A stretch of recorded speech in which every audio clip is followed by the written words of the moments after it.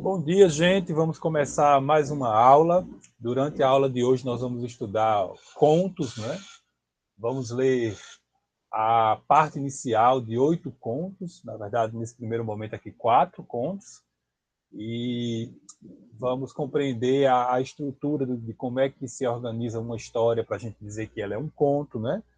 E vai estar na nossa inspiração a o diálogo que nós tivemos, né, em aula sobre a literatura como algo que pode nos desenvolver, que pode nos formar como pessoas. E à medida que nós nos desenvolvemos como pessoas, que nós amadurecemos como seres humanos, a partir da leitura, né, a leitura silenciosa, não é ler para, mas você, à medida que você lê, você acaba crescendo como pessoa e você acaba, como diz Harold Bloom, levando luz a pessoas que estão ao redor de nós, né? Se nós formos leitores. Então, esses contos que nós vamos conhecer, eles são contos de que eu gosto muito, estou orientando a leitura, faz parte do meu cardápio pessoal de leitura, esses contos. Agora, antes de termos o contato com a parte introdutória dos contos, eu quero mostrar a atividade que vocês estão sendo orientados a fazer, tá? Eu vou compartilhar com vocês aqui a tela. É muito importante que vocês estejam com lápis e caneta e papel e caderno e tudo mais em mãos, para vocês tomarem nota, para vocês, por gentileza, ter uma câmera ligada, para vocês eventualmente anotarem alguma coisa que seja importante, tá? Então, Denis, você já consegue ver aí, né, meu caro, a nossa telinha com compartilhamento de um texto do Word, está dando para ver direitinho, não está? Diga para mim aí, por gentileza. Consegue direitinho, né? Então, vou ler rapidamente, porque vocês já olharam isso, não tem maiores mistérios. Vamos lá. A atividade avaliativa a partir de contos. Eita, esse aqui está horroroso. Como é que eu ponho um menorzinho? É a grossura da caneta. Pronto. Então, olhe. Atividade avaliativa de contos góticos, contos policiais, contos de terror, certo? Nós não vamos ter uma abordagem teórica do que é conto gótico, do que é conto policial, do que é conto de terror. Vocês vão ler contos e vocês mesmos vão ver esse conto chamado conto gótico como aquele que trata de vampiro, como aquele que trata de assombração. Nós vamos ver o conto policial como aquele conto lá que tem um detetive que investiga algo, né? E o conto de terror como sendo um conto que fala de coisas macabras, enfim, que bota medo na gente, tá? Então, a nossa leitura ela vai ser na prática mesmo. Vocês vão ler o conto e vocês vão perceber esses elementos aí, tá? Então, leia o conto enumerado com o número que seu... Né? Leia o conto enumerado com o mesmo número que seu nome na tabela seguinte, tem a tabela aí abaixo no arquivo, né? A fim de realizar a seguinte tarefa. Escreva um parágrafo. Eu estou pedindo em um parágrafo. Se vier em dois, está desobedecendo, tá? Estou pedindo em um parágrafo, tá? Então, nesse parágrafo, que vai ser um parágrafo longo, não é um parágrafo de 3 linhas, né? Vai ser um parágrafo que vai ocupar aí mais ou menos meia página. Nesse parágrafo, você vai dizer de emoções que o conto que você leu podem gerar. Tudo bem, você pode até não ter sentido aquela emoção ali, o medo, o terror, o suspense e tal, ou enfim. Mas a curiosidade, mas você pode dizer que aquilo ali poderia ter gerado, tá? E se gerar em você, melhor ainda essa emoção, né? Qual é o aprendizado que esse conto pode gerar? Quando você lê, o que você diz? Rapaz, esse conto ensina tal coisa. Ele ensina a ter cuidado com isso, ele ensina a observar aquilo, ele ensina a ser de certa forma. Que ensino pode ser tirado do conto, tá? Isso no mesmo parágrafo. E depois você vai dizer qual é o tipo de conto. Ora, se você colocar o nome do seu conto na internet, vai aparecer um monte de informações sobre ele. Eu só quero que você faça isso e diga, olha, esse conto aí é um conto gótico, por isso e aquilo, ele é um conto policial, ele é um conto de mistério, certo? É só isso, tá? Ok? Então, Professor, olhe, pois não. esse conto aqui, a gente tá na semana 9, É, né? Aí a gente vai escolher um conto dali, daquela semana. você não vai escolher, não. Lá em cima diz, olha, tem uma tabela, tem um número num Ah, conto, tem o mesmo desculpa. número. Já está indicado qual é. Foi por sorteio, sabe? Eu fui dando Ctrl+C no nome dos contos, ao lado do nome de vocês, depois enumerei, aí ficou por sorteio. Se fosse em sala, eu ia deixar vocês escolherem tal, e apresentar, e depois vocês escolhiam, e enfim. Mas como não é, eu fiz esse sorteio aí para agilizar, certo? Agora, entendendo as atividades, Cleiton, lembre-se de contextualizar o atendimento dessas prescrições com o nome do conto. Você não vai escrever, pelo amor de Deus, sem me dizer primeiro qual é o conto, entendeu? Você vai dizer como é o nome do conto, qual é o autor, qual é o ano de publicação. Está tudo na tabela, está tudo na nossa aula. É só um trabalho de você fazer a escrita, tá? Há muita informação na internet sobre os contos, assim como muitos vídeos no YouTube. Você pode ler seu conto ouvindo alguém lendo para você, até em mais de uma língua, se você quiser, viu? Você pode pesquisar antes da leitura para facilitar seu entendimento, ou você pode aumentar sua compreensão após a leitura. Eu mesmo adoro ler um conto e depois ler alguma coisa sobre esse conto para entender melhor, igual eu faço com filme. Eu vejo um filme e quando aquele filme realmente me gera alguma emoção, me gera alguma dúvida, aí eu vou procurar o que alguém escreveu sobre ele, ou o que alguém disse sobre ele no vídeo no YouTube, ou o que alguém escreveu num blog, por exemplo, tá? Então eu estou pedindo que vocês façam isso por conta de vocês mesmos, que é algo semelhante ao que eu vou mostrar na nossa aula daqui a um instante mais, tá? Sobre essa atividade, vocês anotem as dúvidas aí para tirar, certo? Alguém tem alguma pergunta? Se tiver aí, olhem para tirar agora, porque dia 8 é para vocês me entregarem, tá? Tudo bem? Tranquilos? Vamos para os contos, então? Essa é a tarefa. É um parágrafo, e não está escrito ali, mas eu estou pedindo que seja manuscrito. É como eu estou orientando em sala. E lá no sistema eu coloquei uma observação sobre a escrita. Olha, prestem atenção a uma coisa que eu quero contar para vocês aqui. Não vou contar, não. O tempo é cruel, né? Eu não vou contar uma história que eu ia contar, que eu acabei me dando mal por não seguir orientações médicas e estou tendo que fazer o tratamento tudo de novo, tá? Mas o que eu quero dizer é assim: todos vocês, assim como eu, assim como qualquer pessoa que estuda, tem a escrita como algo a ser aprimorado para o resto da vida. Eu vou até encerrar o compartilhamento para dizer isso melhor aqui para vocês, tá? Parar a apresentação. Aí depois eu volto para os contos. Olha, preste atenção. Quando a gente conhece poucas palavras, a gente tem dificuldade na hora de empregar palavras para produzir um texto. Depois que a gente aprende muitas palavras, a dificuldade da gente é adequar as palavras a quem vai ler o texto da gente. Tá? Falar mais sofisticado, falar mais simples, falar mais difícil, falar mais simples. Tá? Em algum momento a gente conhece pouco sobre um tema. Aí a dificuldade é escrever 30 linhas. Depois de um tempo, se a gente continua estudando, a gente sabe muito daquilo. Então a dificuldade é dizer menos coisas, digamos assim, é ser mais sintético, mais objetivo. Num certo momento, a gente não sabe nem escrever as palavras, como alguns de vocês estão errando muito a escrita de palavras, estão cometendo equívocos na hora de representar as palavras, tá? Já em outro momento, a gente quer elaborar mais ainda a construção das frases e tal, ou seja, para sempre a gente está aprendendo a escrever, e eu não estou dizendo isso para dizer, o professor quer dar uma de modesto. Não, eu erro palavra ainda, tem palavra que eu preciso olhar no dicionário, consulto o Google. Às vezes é para escrever de uma forma, aí quando eu vou ler no dia seguinte, eita, não escrevi tão bem não, deixa eu melhorar. O que eu quero dizer para vocês? É que vocês usem o tempo que vocês têm de CA, usem a disponibilidade que eu estou dando para vocês mostrarem a redação de vocês, para eu poder orientar, para vocês reescreverem ou pelo menos corrigirem aí o que vocês fizeram, já que eu não posso chamar vocês para perto do birô, certo? Para poder entregar individualmente cada uma das atividades. O ensino remoto exige essa maturidade. Você marque, você esteja com seu papel em mãos, porque eu vou dizer assim, todos precisam. Até eu.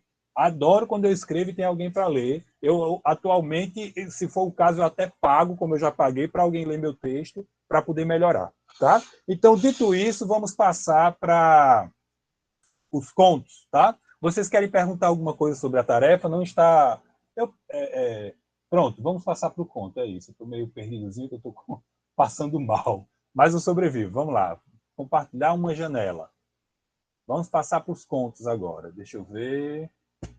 Está minimizado. Deixa eu colocar aqui. Pronto. Não, não é essa ainda. Vamos salvar. Agora vai. Eu preparei uma aula com muito carinho, com muito cuidado, para fazer uma introdução geral ao estudo do conto. Conseguem ver direitinho? Dá para ler assim, tranquilo? A dica que eu estou dando é: estejam atentos a cada um desses contos, porque o que eu vou falar sobre cada um deles ajuda você a ler o seu próprio conto também, tá? De alguma maneira há de ajudar. Então, estudo do conto. Organização estrutural do conto é a primeira parte dessa nossa aula, né? Nós vamos ver que o conto se organiza em apresentação, complicação, clímax e desfecho, tá? E depois nós vamos ver exemplos de apresentação em 4 contos. A Carta Roubada, O Espelho, A Tortura da Esperança e Escândalo da Boêmia. Tá? Professor, exemplo de apresentação é o modo que ele é contado? Eu digo daqui a um instante. Boa pergunta aí. É bom você ficar com essa pergunta na cabeça, que é o que eu vou falar daqui a 2 instantes. Certo? O que é a apresentação? Então, olhe, o conto, esses textos que vocês vão ler, todos eles têm em comum essas características aí que estão no livro. É um livro de ensino médio, texto, interação, a proposta de produção a partir dos gêneros e projetos, tá? É um livro muito bom para quem quer estudar texto no ensino médio, tá? É uma narrativa concentrada e limitada ao essencial. O conto conta um episódio, conta uma aventura, conta uma vivência muito importante na vida de um certo personagem. Tá? Então é isso que quer dizer que é concentrada e limitada. Fica com a tua pergunta aí. O que é a apresentação? Já já eu falo sobre ela. Vai ser o foco da aula, tá? Então a ideia é que o conto é um texto que você é para ler de uma sentada só. Você para e lê o conto e fica com uma certa impressão fundamental daquela experiência, daquela história vivida por um certo personagem, tá? Ou por mais de um que seja, tá? Então, o elemento, o conto, ele tem os elementos básicos. Olha, conta algum fato, esse fato ocorreu com alguém, tem um certo personagem, essa história se passa num certo tempo e se passa num certo lugar. A sua reflexão, ela pode centrar a atenção a um fato, a um personagem, ao tempo em que a coisa acontece, ao certo lugar que a coisa acontece. E dependendo da história, você pode ter uma coisa que é mais destacada, um fato, mais de um fato contado, um certo personagem, o tempo em que as coisas transcorrem, certo? Ou o lugar em que as coisas acontecem, tá? Tem um número reduzido de personagens, o tempo e o espaço é bastante limitado, né? Não é uma coisa assim, não é a história da vida inteira de um personagem. É o que ela viveu numa tarde, é o que ela viveu numa certa viagem. Eu estou já dando exemplos dos contos que vocês vão ler, viu? Estou aqui na minha cabeça. É o que ela aconteceu num certo momento de vida dela, dentro da casa dela. Isso é um conto. O legal de ler conto, gente, é que a gente começa a olhar as experiências da vida meio que como um conto, sabe? Você vai para uma festa e diz, rapaz, isso dava um conto. Você encontra uma pessoa e você diz, isso aqui dava um conto. Às vezes não é um conto muito feliz, né? Mas poderia gerar um conto, tá? Vamos, já chega a noção de apresentação. Pode apresentar ou alguém que conta a história de fora, ou alguém que conta a história de dentro da história. Quando está dentro da história é o personagem, ou então é um observador. Alguém que viu a história de fora, alguém que ouviu a história. Isso tudo eu estou dizendo, gente, com um propósito, ajudar vocês a entender o texto que vocês já leram ou que vocês ainda vão ler. Quem conta a história para vocês participa dela? Ou está de fora só observando? Tá? E a linguagem padrão é de acordo com a linguagem ela pode ser mais formal ou mais informal, mas todos os contos que vocês vão ler foram escritos segundo o padrão culto da língua portuguesa. Ou seja, lendo e relendo esses contos, vocês vão aprimorar, digamos assim, a maneira de vocês representar ideias, frases, palavras na hora em que vocês forem escrever, certo? Vocês querem escrever ali alguma dúvida sobre o gênero conto? Querem perguntar alguma coisa ali no chat? São orientações gerais, né? Como é conto em inglês? Vinícius, você me quebra. Você poderia ter colocado aí no Google, olhado depois, e se eu não soubesse, ficaria para mim, viu? É short tale. É como se fosse história curta, certo? Algo assim. Agora eu pergunto sobre o que foi exposto aqui para vocês. Alguma dúvida? Alguma pergunta? Não? Vai ajudar vocês, tá? Vão procurar no conto de vocês fatos, vão olhando os personagens, vão percebendo em que tempo a história se passa, certo? Pode perguntar aí sobre o narrador. Vão vendo já quais são os personagens da história, certo? Esse narrador, ele está dentro ou está fora da história, certo? Ele participa dela ou ele só observa, tá? Certo, gente? Belezinha? Então vamos lá, olha, Professor, agora eu vou... Diga lá, pois não. no caso, a gente vai fazer esse parágrafo com essas informações aí, são quantas linhas? Não é com essas informações aqui, não. É com as informações que estão na atividade prescrita. Não, então, são quantas linhas? Não tem o número de linhas, não. Você vai contemplar o que está prescrito lá. Aí você que vai ver. Eu só estou pedindo que seja organizado em um parágrafo, para vocês terem essa ideia de unidade de parágrafo na cabeça de vocês. Beleza. No início da nossa aula agora, e vai ficar gravado, né? Eu apresentei a atividade que está escrita lá já no sistema e tal, certo? Se você, eu não sei se você estava, se não estava, pode ver depois a gravação do começo. Espero que dê tudo certo, né? Não é obrigado a postar, mas eu estou postando por enquanto tudo, né? O narrador personagem, ele pode ser principal, pode ser secundário, da maneira como a gente está vendo aqui, bem limitada, bem simples, porque não é o foco da gente ficar teorizando sobre literatura, viu? Narrador é um mundo para a gente estudar. Então, não se apeguem a se ele participa, se não participa. Se ele está dentro da história, ele é narrador, como é que eu chamo aqui? Ele é um narrador personagem. Se ele só conta e ele não estava lá no dia e tal, ele é observador. Mas nós não estamos pedindo lá na nossa atividade que vocês classifiquem isso. Eu estou pedindo que vocês falem do que a história pode gerar de emoção, do que a história pode gerar de aprendizado, tá? Que tipo de história é essa que vocês acabaram de ler, qual é o autor, qual é o ano, um parágrafozinho em que você faz uma síntese, mas não é uma síntese que você encontra na internet. É uma síntese sua, autoral, do que o conto pode ou gerou em você, ou pode gerar em qualquer leitor, tá? Essas observações da característica do conto aqui são para ajudar vocês a ter a leitura mais facilitada, certo? Sabendo que existe isso, a sua leitura fica melhor na hora que você vai ler. Um conto pode contar a história do começo para o fim, da metade, aí depois vai para o final, depois vem para o começo. Isso é a noção de tempo dentro da história para você se situar. Então, se você não sabia que uma história é assim, você agora, ouvindo o que eu estou dizendo, você pode ter mais facilidade ao ler sua história. Compreenderam? Por onde é que essa história começa a ser contada? É pelo final do que ocorre? Ou é pelo começo? Ou é pelo meio? Tá? Então, você vai ter de se situar quando você for ler, certo? Então, olha só, o enredo, o que é o enredo? O que é o enredo numa história? Alguém sabe me dizer o que é o enredo? O enredo é o que é contado.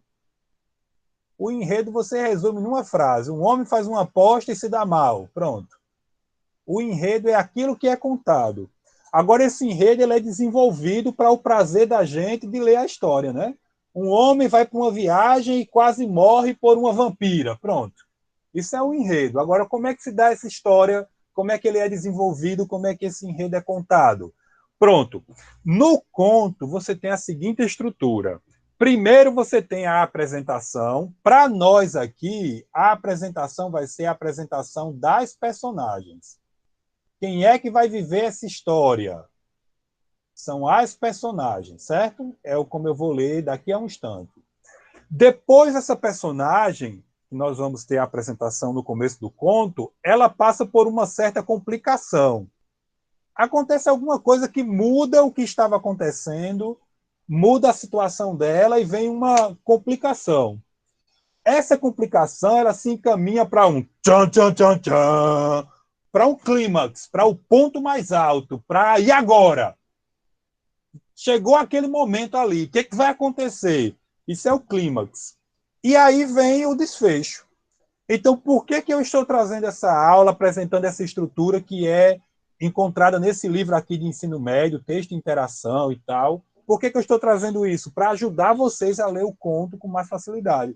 O legal, gente, de conhecer conto é que, por exemplo, vendo essa estrutura, lendo contos, quando você vai ver um filme, fica mais facilitado também o entendimento do filme, tá? Então vem o desfecho. A complicação, o clímax e o desfecho, vocês vão ler nos contos de vocês, e vocês, ao escrever o parágrafo, vão situar, né? Vocês vão, olha, no clímax da história acontece tal coisa que pode gerar tal e tal emoção. Olha, na complicação ocorre tal situação que gera tal aprendizado para o leitor. No desfecho, o leitor pode sentir tal emoção, ou o leitor pode ter tal aprendizado para a sua vida, certo? Eu estou trazendo isso aqui para ajudar vocês a ler o conto que vocês vão ler melhor, certo? Professor, A complicação pode ser longa, talvez a complicação seja a maior parte, né, do conto. O clímax talvez seja só um momento ali, né? Vai variar de autor para autor, da criatividade do autor. Alguém tem uma pergunta? Vai lá. é mais uma curiosidade mesmo. Dessa parte que tem enredo. Tipo assim, a palavra, né, enredar, quando você entrega outra pessoa, tem tipo alguma coisa a ver com o que vai se tratar na história? Rapaz, assim, quando eu não sabia que vocês ainda falavam enredar. Quando eu era criança, eu falava, olha, fulano enredou. O que é enredar? É contar o que alguém fez, né? O cabueta. Então tem a ver, né? Tem a ver. Enredar, contar o Pronto. que alguém fez, né? Contar alguma coisa que aconteceu. Então, enredar para nós é narrar, não é? O enredo é o narrado. Não precisa ter assim uma preocupação maior com essas palavras por agora, porque isso é uma coisa que interessa a quem vai aprofundar um dia, estudar a teoria da literatura, entendeu? Aí lá sim, lá tem o nome quer dizer um monte de coisas diferentes, entendeu? Já não, dependendo da teoria, não usa a palavra enredo. Para nós aqui, o que é o enredo? É o que a história conta. Pronto. Esse filme conta o quê? Quando você lê a sinopsezinha, quando você lê o resumo do conto, ele conta a história de tal. Pronto. Aí como é que esse enredo é desenvolvido?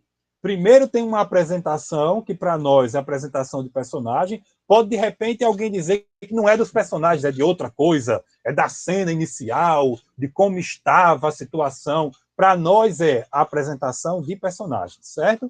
Esses personagens se envolvem numa complicação que leva a um clímax e vem o desfecho. Pronto. É isso que vocês vão encontrar em todos os contos que vocês vão ler.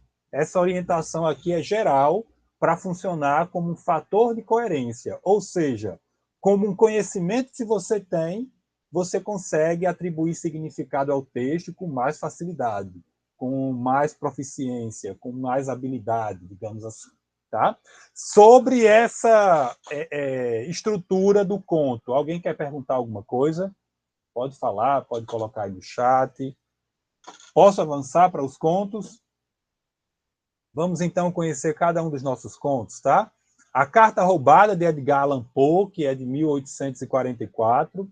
O Espelho, que é de Machado de Assis, que é de 1882. A Tortura da Esperança, que agora vem meu francês. Villiers de l'Isle-Adam, de 1888. O Escândalo na Boêmia, de Arthur Conan Doyle, que é de 1891.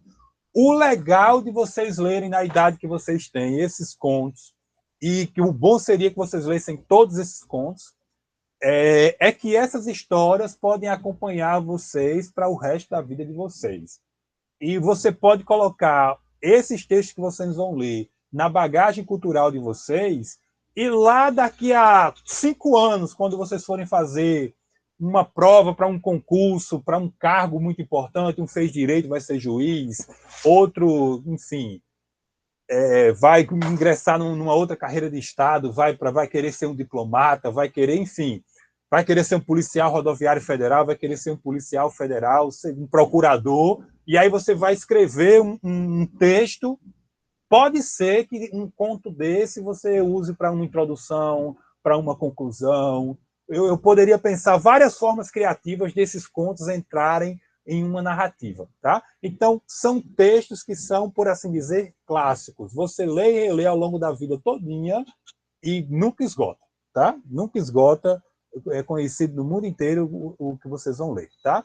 Então, o primeiro deles aí, Edgar Allan Poe, ele escreve A Carta Roubada. Esse é um conto que vocês podem estudar para o resto da vida. Quem for fazer psicologia pode reler esse conto e ler estudos psicológicos dele, e por aí vai, tá? Olha como ele morreu novo, morreu aos 49 anos, parece uma carinha de 160, né? Um semblante sofrido demais, tá? Morreu com 40 anos.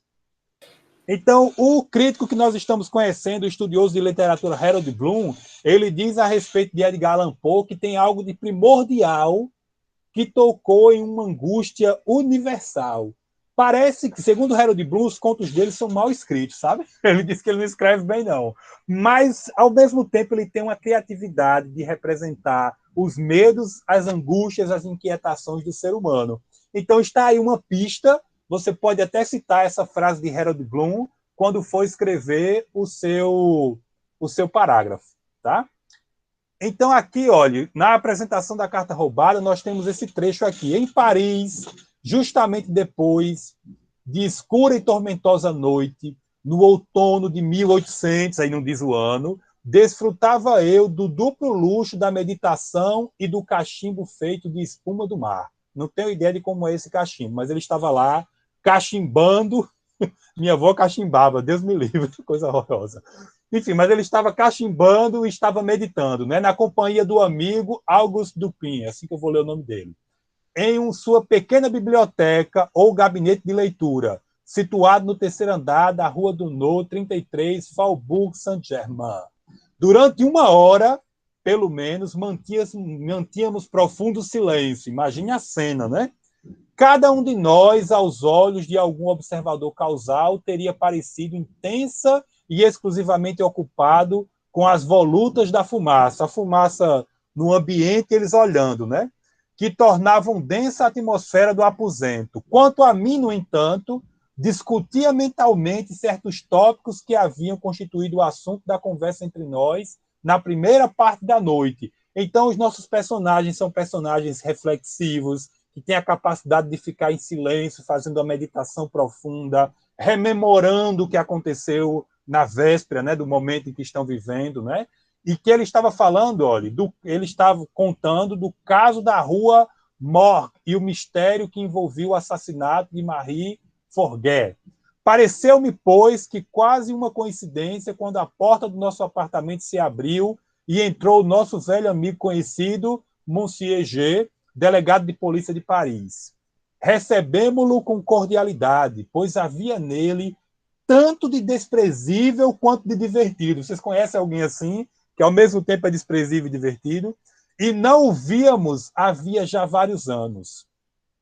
Tínhamos estado sentados no escuro, à entrada do visitante, Dupin se ergueu para acender a luz, mas sentou-se de novo, sem o fazer, depois que G nos disse que nos visitara para consultarmos, ou melhor, para pedir a opinião de meu amigo tal e tal, que lhe havia causado um certo caso que tinha causado grandes transtornos. Então, aí nós temos os 3 personagens que vão viver essa história, não é? O delegado, o detetive aí e esse amigo do detetive que estavam ali reflexivos, tá?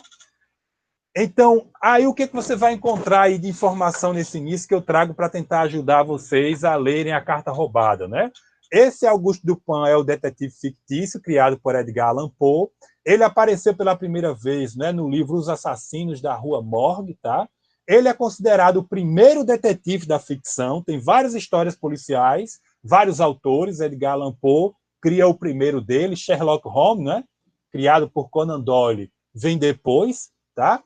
E esse Monsieur G, ele é o delegado, e vai ter também o ministro, né, Monsieur D, que é o ministro que rouba a carta dos aposentos da rainha, e ele vai acabar tendo a atenção da polícia, que a história vai contar como recuperar essa carta. E eu chamei a atenção de vocês para isso, né, que eles receberam com cordialidade, não porque gostava dele, mas porque achava babaca, embora ele fosse bastante desprezível, tá? E aí à direita vocês têm a ilustração, né, do roubo da carta, como é que ela teria ocorrido, olha. Num certo momento aqui em que deu um vacilo, ele foi lá e roubou a carta, tá? Então é essa história que vocês vão ler para tirar dela algum ensino, para verificar nela alguma possível emoção que ela cause, tá? A Carta Roubada, de Edgar Allan Poe. E esse é Harold Bloom, um crítico norte-americano que morreu ano passado, aos 89 anos, e deixou para nós um grande legado aí de textos para nós lermos a vida inteira, tá? O outro conto é O Espelho. O Espelho é de 1882, é de Machado de Assis. Esse é um texto excepcional que vocês vão poder ler e reler para a vida inteira e tirar dele, a cada idade, uma lição diferente, que é como eu tenho feito desde que eu li esse conto, quando eu tinha por volta dos 20 anos. Tá?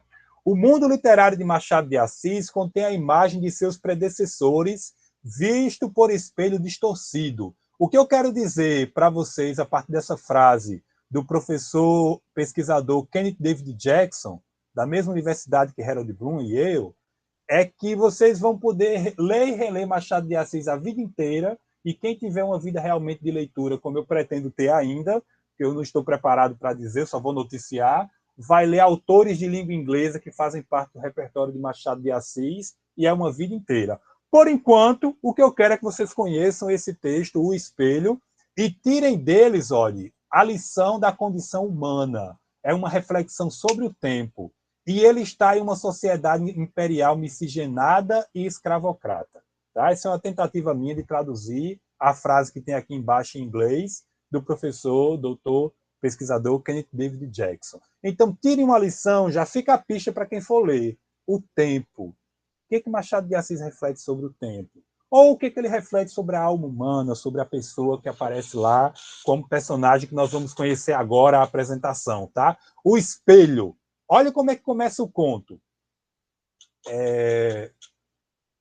Certamente Edgar Allan Poe também influenciou a Agatha Christie, porque ele é o primeiro a criar esse detetive. E a Agatha Christie, eu só li a Mansão Hollow, da Agatha Christie, tá?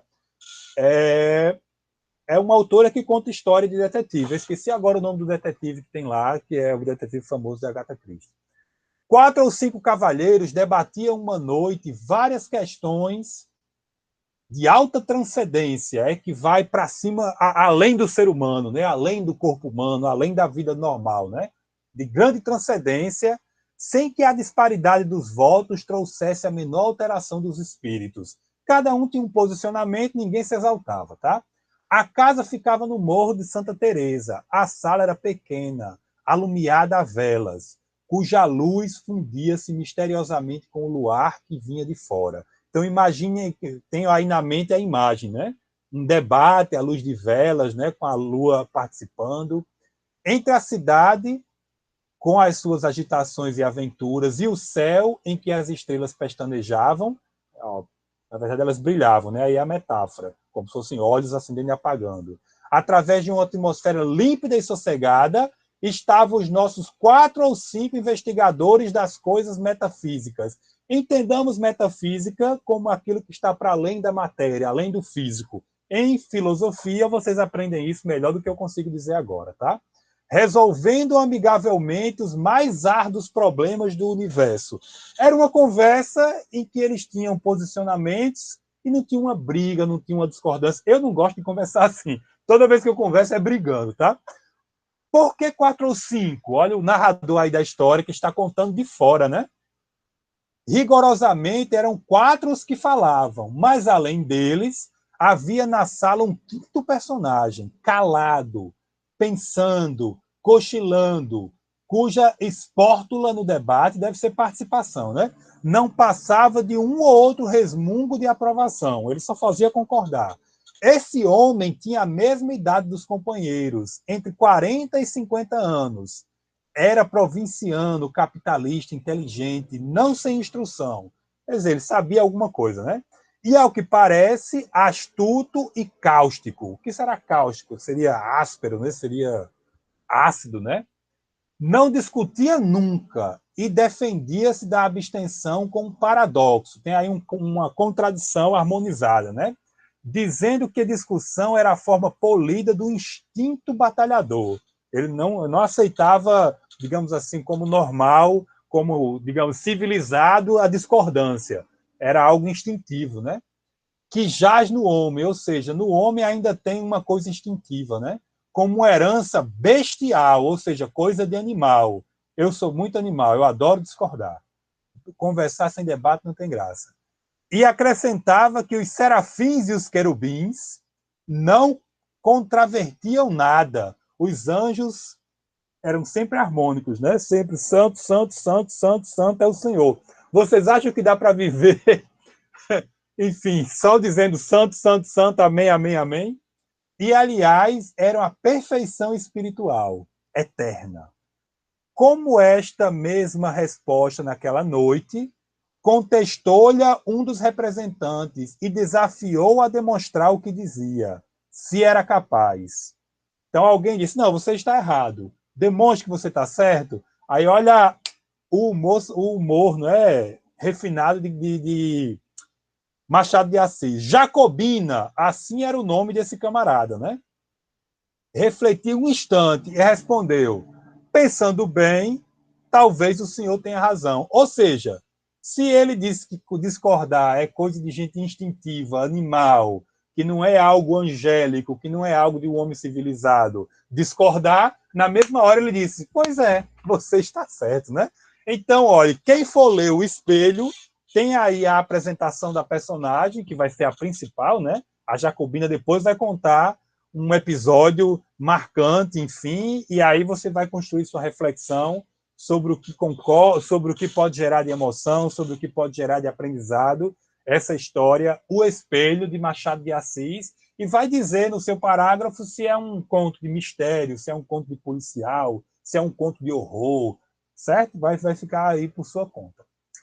Então, esse aí é Machado de Assis. Esse livro, Machado de Assis, A Literary Life, ele é escrito pelo professor Kenneth David Jackson, um divulgador internacional da cultura, da história, da literatura brasileira há muitas décadas, tá? E ele diz o seguinte, como uma pista para quem for ler aí, olha, na história O Espelho, o relógio do avô comunica a horrorizante eternidade do tempo ao tenente. Vai ter um tenente aí contando sua história, tá? O qual trocou sua alma pelos símbolos externos da patente. Vocês já viram uma pessoa que depois que compra um carro não fala mais com ninguém, nem pisa no chão? Pronto. A alma da pessoa passou a ser o carro, deixou de ser a pessoa, tá? Então vocês vão ler essa história e vão fazer uma reflexão sobre ela, tá? Aquela pessoa que porque fez um procedimento no cabelo, comprou uma roupa nova, pronto, né? Ela agora flutua, ela não caminha, né? Ela não anda, ela desfila, né? Então, aí ele cita um trecho do conto. As horas batiam de século a século no velho relógio da sala, cuja pêndula, tic-tac, tic-tac, feria minha alma interior como um piparote, né? Como se fosse um cascudo, né? Um piparote, uma pancadinha contínuo da eternidade. Então, quem for ler esse conto pode escrever aí uma noção sobre o tempo, uma noção sobre a relação do ser humano com os objetos externos, certo? Fica aí a dica de leitura para você que for passar pela apresentação novamente, pela complicação, pelo clímax e pelo desfecho dessa história, tá? Esse aqui é o professor Kenneth David Jackson e está inspirando a nossa aula de hoje, tá? E vocês podem encontrar muito mais sobre ele na internet. Ela não anda, ela desfila. Outro texto que vocês vão, assim, tenho certeza que quem lê e vai recomendar para os outros, e todo mundo vai ler, porque o professor tem essa fantasia, né? Com uma alma ele muda o mundo, com uma aula ele torna os estudantes leitores, né? Todo mundo agora vai todo dia ler um conto para o resto da vida, mas esse conto, A Tortura da Esperança, eu o li muito recentemente, depois dos 30 anos, e ele me tomou muito e eu estou recomendando para vocês. Olha o que diz o escritor aqui, Paulo Soriano, que também é tradutor desse conto, tá? A Tortura da Esperança, por esperança, é porque tem várias formas de traduzir, certo? Da esperança, por esperança, que encantou o maravilhoso escritor argentino Jorge Luis Borges, é um conto cruel por excelência. Publicado por Villei em 1888, transporta ao espírito do leitor toda a ansiedade, toda a obstinação, toda a angústia de um homem desesperado que encontra um meio que ele acreditava divino de escapar aos horrores da Santa Inquisição. Então, ao ler esse conto, ao ler o conto de Machado de Assis, ao ler o conto de Edgar Allan Poe, percebam se a história se passa quando ela é contada ou se é algo que aconteceu antes. Esse é um conto de 1888 que conta algo que teria ocorrido durante a Inquisição. Não a Inquisição da Idade Média, mas a Inquisição Espanhola do século XVII. Então, vocês vão encontrar, em 1888, alguém contando uma história de algo que aconteceu em 1600 e alguma coisa. E aí vocês podem, com essa orientação que eu estou dando sobre o tempo, ler com mais facilidade o conto que você vai ler. Certo? Então, está aqui uma dica para quem for ler esse conto para escrever o parágrafo. Você pode concentrar sua atenção a isso, olha. Toda a ansiedade, toda a obstinação, toda a angústia. Eu vi agora, nesse fim de semana, o filme V de Vingança. E me lembrou muito esse filme aí, esse conto aqui, A Tortura da Esperança. Se for na faixa etária de vocês, vejam V de Vingança, que tem uma parte desse filme que tem muito a ver com isso aqui, tá? Então, vamos ver a apresentação. É a penúltima para esse nosso momento, nós vamos para o intervalo, tá? Há muitos anos, ao cair da noite, sobre as abóbadas do Tribunal de Saragoça. O Tribunal de Saragoça é uma referência à Inquisição. O venerável Pedro Albués de Espila, sexto prior dos dominicanos de Segóvia, o grande inquisidor da Espanha, seguido de um frade redentor, mestre torturador, e precedido de 2 familiares do Santo Ofício, que levavam os lampiões, desceu em um calabouço recôndito, foi lá para a prisão, né? A fechadura de uma pessoa, de uma pesada porta rangeu. Entraram um médico em paz, ainda onde a luz proveniente do alto de uma janela gradeada deixava entrever, entre as argolas engastadas nas paredes, um cavalete enegrecido pelo sangue. Tinha um cavalete lá todo sujo de sangue, né? Uma fornalha e um cântaro, né? Algo que coloca água.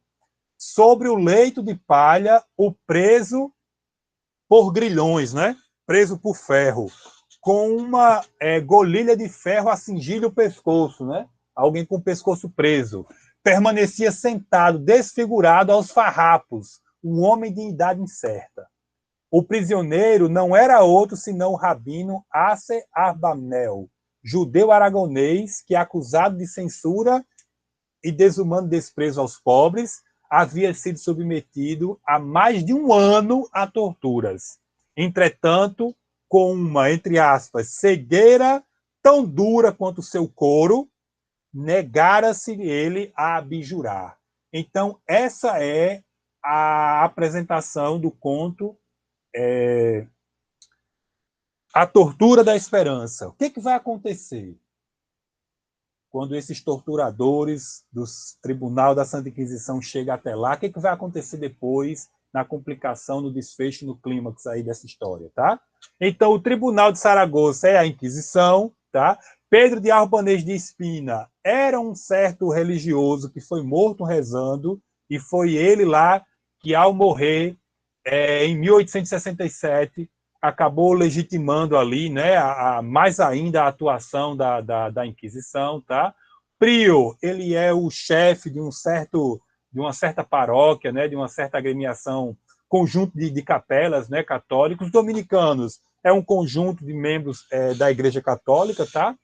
E, enfim, esses auxiliares inquisidores foram até lá para retirar essa pessoa da cela e abjurar, está aí a última informação, é a pessoa diante do Tribunal da Inquisição dizer que o que acreditava estava errado e admitir que o que a igreja estava ali defendendo era verdade. Tá? Nesse momento de atuação da Inquisição, o rei usou a igreja para proteger os interesses econômicos da coroa, que estava desfalecendo e precisava mais ainda oprimir o povo, e foi isso que aconteceu. Tá?